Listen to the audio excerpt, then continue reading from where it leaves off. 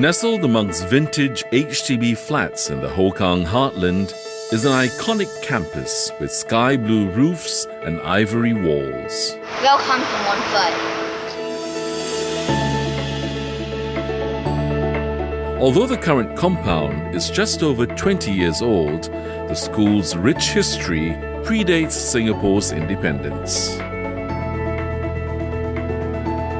Be it in the original campus along Upper Serangoon Road, or within the walls of the current Hokang Avenue 8 compound, for generations, Montfort has transformed the lives of multitudes of students who have walked through its gates, one boy at a time, to become a man for others.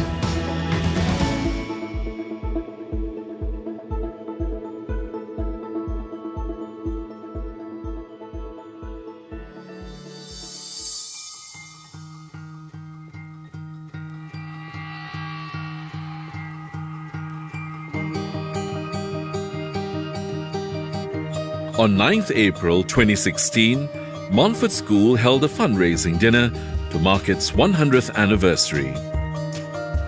Singapore Prime Minister Lee Hsien Loong was the guest of honour. Mr. Lee congratulated Montfort for its achievements over the century. Over the decades, these achievements have been varied.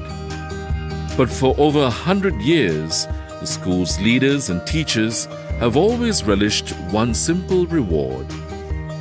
To every Montfortian, my simple words to them would be Ajay Kot Ajay. Do well in whatever you set out to do.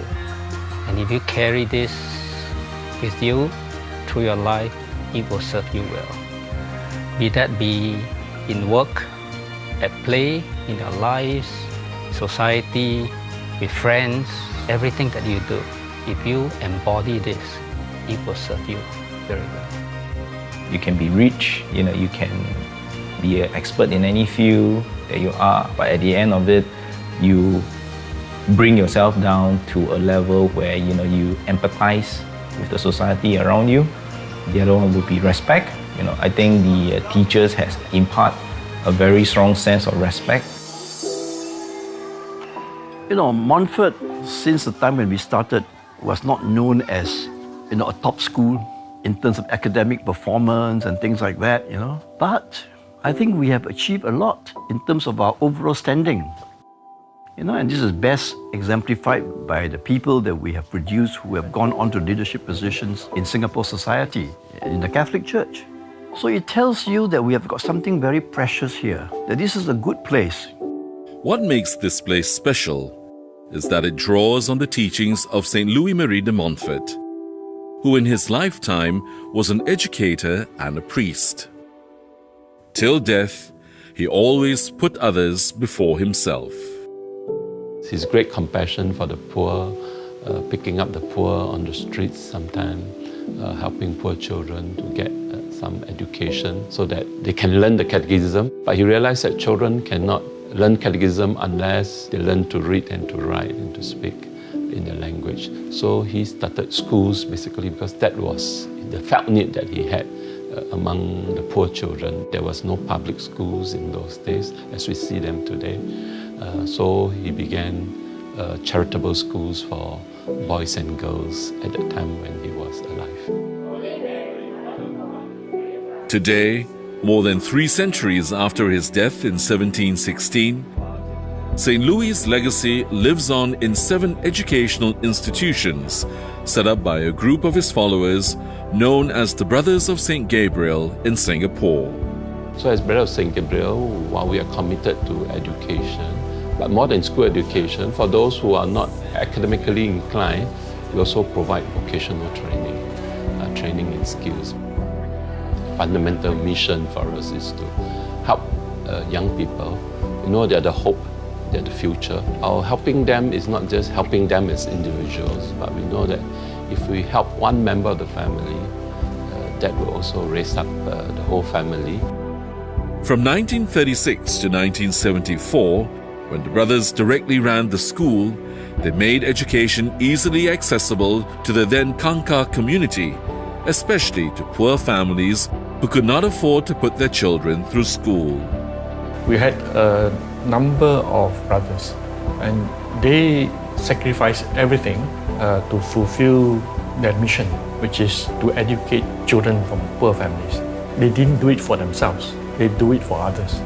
Whatever they would have earned as a teacher in a school went into their order. They don't have any material assets for themselves. So it was a total sacrifice for educating children. Today, this two-story building located within the grounds of the Church of the Nativity of the Blessed Virgin Mary is the last surviving vestige from Mr. Lim Boon Heng's time at school. For a century, it's been a silent witness to monumental events such as its transition from a parish school to one run by the Brothers of St. Gabriel, the school's brief closure during World War II, its rebranding from Holy Innocents English School to Montfort School, and its eventual demolition and relocation to the current campus in Hokang Avenue 8. Even though the surroundings might be different, this historic site still evokes a strong sense of nostalgia among alumni. Back then, there's only one canteen that serves both the primary and the secondary school. We literally grew up in the canteen, right, for the whole of 10 years and eating the same food. Till today, I think a lot of us will still remember the taste and the smell of the mee siam or the mee rebus. You know, things that happened behind the church. A lot of private settlements were done. A lot of eraser fighting, kuti-kuti fighting were done.